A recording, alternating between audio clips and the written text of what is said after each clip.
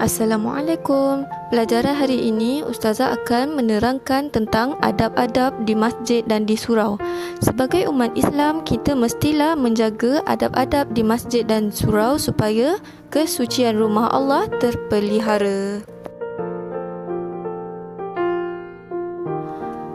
Mari kita lihat adab-adab tersebut. Kita mulakan dengan adab masuk masjid.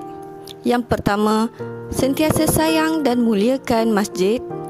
Yang kedua, bersedia ke masjid dengan berwuduk dan menjaga kebersihan. Maksudnya, awak ambil wuduk daripada rumah, lepas tu jaga kebersihan masjid. Kalau awak nampak di kawasan masjid tu ada sampah, tolong kutip.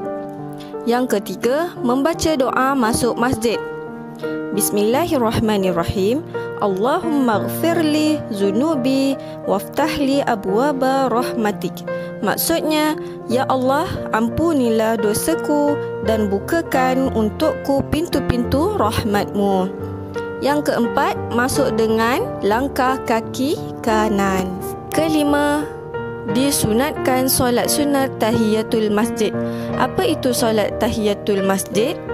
Ia merupakan solat sunat yang didirikan ketika memasuki masjid. Solat ini amat digalakkan. Niat solat sunat tahiyatul masjid. Usalli sunnata tahiyatul masjidi raka'ataini lillahi ta'ala. Maksudnya, sahaja aku sembahyang sunat tahiyatul masjid 2 rakaat kerana Allah Ta'ala.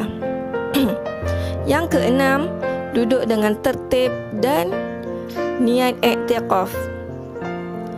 I'tikaf bermaksud bertafakur dalam masjid mencari keredaan Allah Subhanahu wa Ta'ala. Niat i'tikaf, nawaitul i'tikafa fi hadzal masjidi lillahi ta'ala. Maksudnya, sahaja aku beriktikaf di dalam masjid ini kerana Allah Ta'ala.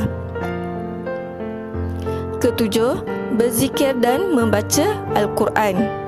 Kelapan, tidak bermain, bergurau, berlari, membuat bising dan berjual beli di dalam atau di kawasan masjid dan surau.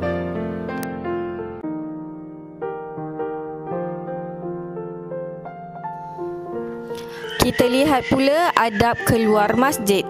Yang pertama, membaca doa keluar masjid. Bismillahirrahmanirrahim. Allahumma inni as'aluka min fadlik. Maksudnya, ya Allah, aku mohon kepadamu kurniaanmu. Yang kedua, keluar dengan langkah kaki kiri. Tadi kita masuk masjid langkah kaki kanan. Bila kita keluar, kita kena langkah kaki kiri. Yang ketiga, berniat untuk datang semula. Yang keempat, beradab sopan ketika keluar dari masjid. Maksudnya, jangan berebut-rebut nak keluar, jangan berlari-lari. Kena tertib.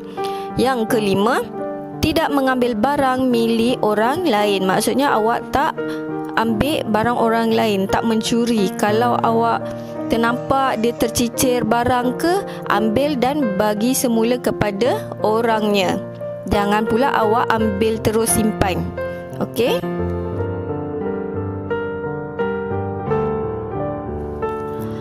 Seterusnya, kebaikan menjaga adab di masjid atau di surau.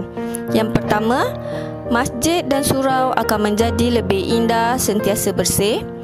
Kedua, dapat meningkatkan keimanan kepada Allah dan beroleh ketenangan jiwa.